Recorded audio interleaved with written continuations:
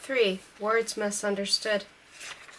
1. Geneva is a city of fountains, large and small, of parks where music once rang out from the bandstands. Even the university is hidden among the trees. Franz had just finished his afternoon lecture. As he left the building, the sprinklers were spouting jets of water over the lawn, and he was in a capital mood. He was on his way to see his mistress. She lived only a few streets away. She often stopped for a visit, but only as a friend, never as a lover. If he made love to her in her Geneva studio, he would be going from one woman to the other, from wife to mistress and back in a single day, and because in Geneva husband and wife sleep together in the French style in the same bed, he would be going from the bed of one woman to the bed of another in the space of several hours. After that, he felt, would humiliate both mistress and wife, and in the end himself as well. The love he bore this woman, with whom he had fallen in love several months before, was so precious to him that he tried to create an independent space for her in his life that restricted its own purity. He was often invited to lecture at foreign universities, and now he accepted all offers, but because they were not enough to satisfy his newfound wanderlust, he took to inventing congresses and symposia as a means of justifying the new absences to his wife. His mistress, who had an inflexible schedule, accompanied him on all speaking engagements, real and imagined, so it was that within a short span of time he introduced her to many European cities and American one. "How would you like to go to Palermo 10 days from now?" asked Franz. "I prefer Geneva," she answered. She was standing in front of her easel, examining a work in progress. "How can you live without seeing Palermo?" asked Franz, in an attempt at levity. "I have seen Palermo," she said. "You have?" he said with a hint of jealousy. "A friend of mine once sent me a postcard from there. It's taped up over the toilet. Haven't you noticed?" Then she told him a story. Once upon a time, in the early part of the century, there lived a poet. He was so old that he had to be taken on walks by his amanuensis master. His amanuensis said one day, "Look what's up in the sky. It's the first airplane ever to fly over the city. I have my own picture of it," said the poet to his amanuensis, without raising his eyes from the ground. "Well, I have my own picture of Palermo. It has the same hotels and cars as all the cities. My studio always has different pictures." Franz was sad. He had grown so accustomed to linking their love life to foreign travel that his "let's go to Palermo" was an unambiguous erotic message, and her "I prefer Geneva" could have only one meaning. His mistress no longer desired him. How could he be so unsure of himself with her? She had not given him the slightest cause for worry. In fact, she was the one who had taken the erotic initiative shortly after they met. He was a good-looking man. He was at the peak of his scholarly career. He was even feared by his colleagues for the arrogance and tenacity he displayed during professional meetings and colloquia. Then why did he worry daily that his mistress was about to leave him? The only explanation I can suggest was that for Franz, love was not an extension of public life, but its antithesis. It meant that longing to put himself at the mercy of his partner. He who gives himself up like a prisoner of war must give up his weapons as well, and deprived in advance of defense against a possible blow, he cannot help wondering when the blow would fall. That is why I can say that for Franz, love meant the constant expectation of a blow. While Franz attended to his anguish, his mistress put down her brush and went into the next room. She returned with a bottle of wine. She opened it without a word and poured out her 2 glasses. Immediately he felt relieved and slightly ridiculous. The "I prefer Geneva" did not mean she refused to make love. Quite the contrary, it meant that she was tired of limiting their love-making to foreign cities. She raised her glass and emptied it in one swig. Franz did the same. He naturally overjoyed that her refusal to go to Palermo was actually a call to love, but he was a bit sorry as well. His mistress seemed determined to violate the zone of purity he had introduced into their relationship. She had failed to understand his apprehensive attempts to save their love from banality and separate it radically from his conjugal home. The ban on making love with his partner mistress in Geneva was actually a self-inflicted punishment for having married another woman. He felt it as a kind of guilt or defect. Even though his conjugal sex life was hardly worth mentioning, he and his wife still slept in the same bed, awoke in the middle of the night to each other's heavy breathing, and inhaled the smells of each other's body. True, he would never have slept by himself, but the marriage bed was still the symbol of the marriage bond, and the symbols, we know, are inviolable. Each time he lay down next to his wife in that bed, he thought of his mistress imagining him lying down next to his wife in that bed, and each time he thought of her, he felt ashamed. This was why he wished to separate the bed as they slept in with his wife as far as possible from the place when the bed he made love in with his mistress. His painter mistress poured herself another glass of wine, drank it down, and then, still silent, with a curious nonchalance, as if completely unaware of Franz's presence, slowly removed her blouse. She was behaving like an acting student whose improvisation assignment is to make the class believe she is alone in the room and no one can see her. Standing there in her skirt and bra, she suddenly, as if recalling only then that she was not alone in the room, fixed Franz with his long stare. The stare bewildered him. He could not understand it. All lovers unconsciously establish their own rules of the game, which from the outset admit no transgression. The stare she had just fixed on him fell outside their rules. It had nothing in common with the looks and gestures that usually preceded their lovemaking. It was neither provocative nor flirtatious, simply interrogative. The problem was Franz was not the slightest notion what it was asking. Next she stepped out of her skirt, and taking Franz by the hand, turned him in the direction of the large mirror propped against the wall. Without letting go of his hand, she looked into the mirror with the same long, questioning stare, training it first on herself, then on him. Near the mirror stood a wig stand with an odd black bowler hat on it. She bent over, picked up the hat, and put it on her head.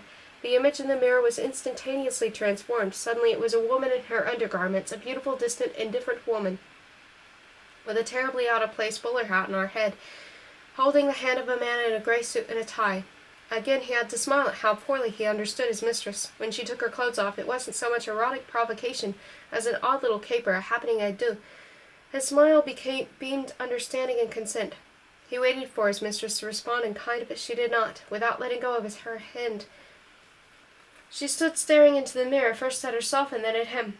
The time for the happening had come and gone. Franz was beginning to feel that the caper, which in and of itself he was happy to think of as charming, had dragged on too long. So he gently took the brim of the bowler hat between two fingers, lifted it off of Sabina's head with a smile, and laid it back on the wig stand.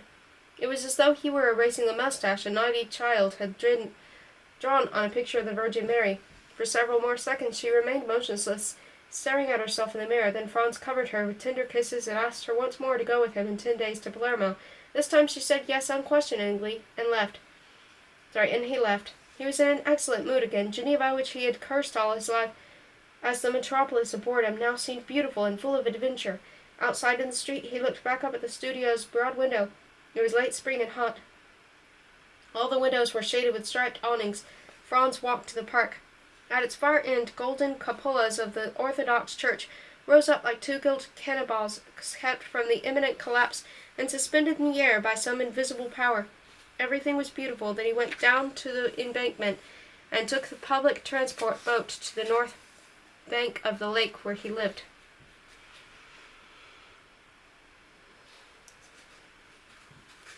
2. Sabina was now by herself. She went back to the mirror, still in her underwear. She put the bowler hat back on her head and had a long look at herself. She was amazed at the number of years she had spent pursuing one last moment. Once during a visit to her studio many years before, the bowler hat had caught Tomas's fancy. He had set it on his head and looked at himself in a large mirror, as in the Geneva studio leaned against the wall. He wanted to see what he would have looked like as a 19th century mayor. When Sabina started undressing, he put the hat on her head. There they stood in front of the mirror. They had always stood in front of the mirror while she was undressed, watching themselves. She stripped to her underwear, and she still had the hat on her head, and all at once she realized they were both excited by what they saw in the mirror. What could have excited them so? A moment before, the hat on her head had seemed nothing but a joke. Was excitement really a mere step away from laughter? Yes. When they looked at each other in the mirror that time, all she saw for the first few seconds was a comic situation, but suddenly the comic became veiled by excitement. The bowler hat no longer signified a joke. It signified violence. Violence against Sabina, against her dignity as a woman. She saw her bare legs and thin panties and her pubic triangle showing through. The lingerie enhanced the charm of her femininity, while the hard masculine hat denied it, violated it, and ridiculed it. The fact that Tomas stood beside her, fully dressed, meant that the essence of what they both saw was far from good, clean fun. If it had been fun he was after, he too would have had to strip and don a bowler hat. It was humiliation, but instead of spurning it, she proudly, provocatively played it for all it was worth, as if submitting of her own free will to public rape. And suddenly, unable to wait any longer, she pulled Tomas down to the floor. The bowler hat rolled under the table, and they began thrashing about on the rug at the foot of the mirror. But let us return to the bowler hat. First, it was a vague reminder of a forgotten grandfather, the mayor of a small Bohemian town during the 19th century. Second, it was a memento of her father. After the funeral, her brother appropriated all their parents' property, and she, refusing out of sovereign contempt to fight for her rights, announced sarcastically that she was taking the bowler hat as her sole inheritance. Third, it was a prop for her love games with Tomas. Fourth, it was a sign of her originality, which she consciously cultivated. She could not take much with her when she emigrated, and taking the bulky and practical thing meant giving up other, more practical ones. Fifth, now that she was abroad, the hat was a sentimental object. When she went to visit Tomas in Zurich, She took it along and had it on her head when he opened the hotel room door. But then something she had not reckoned happened. The hat, no longer jaunty or sexy, turned into a monument to time past. They were both touched. They made love as they never had before. This was no occasion for obscene games, for this meeting was not a continuation of their erotic rendezvous, each of which had been an opportunity to think up some new vice. It was a recapitulation of time, a hymn to their common past, a sentimental summary of their unsentimental story that was disappearing in the distance. The bowler hat was a motif in the musical composition that was Sabina's life. It returned again and again, each time with a different meaning, and all the meanings flowed through the bowler hat like water through a riverbed. I might call it Heraclitus. You can't sleep twice in the same riverbed.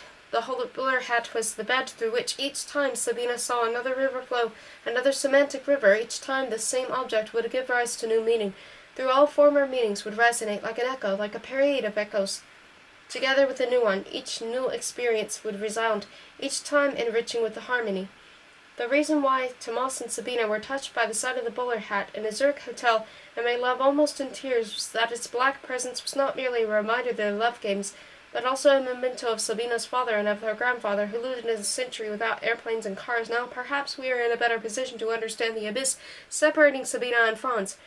He listened eagerly to the story of her life and was equally eager to hear the story of his. But although they had a clear understanding of the logical meaning of the words they exchanged, they failed to hear the semantic sorceress of the river flowing through them, and so when she put on the bowler hat in his presence, Franz felt uncomfortable, as if someone had spoken to him in a language he did not know. It was neither obscene nor sentimental, merely an incomprehensible gesture. What made him feel uncomfortable was his very lack of meaning. While people are fairly young and the musical composition of their lives is still in its opening bars, they can go about writing it together and exchange motifs the way Tomas and Sabina exchanged the motif of the bowler hat. But if they meet when they are older, like Franz and Sabina, their musical compositions are more or less complete, and every motif, every object, every word means something different to each of them. If I were to make a record of all Sabina and Franz's conversations, I could compile a long lexicon of their misunderstandings. Let us be content instead with a short dictionary.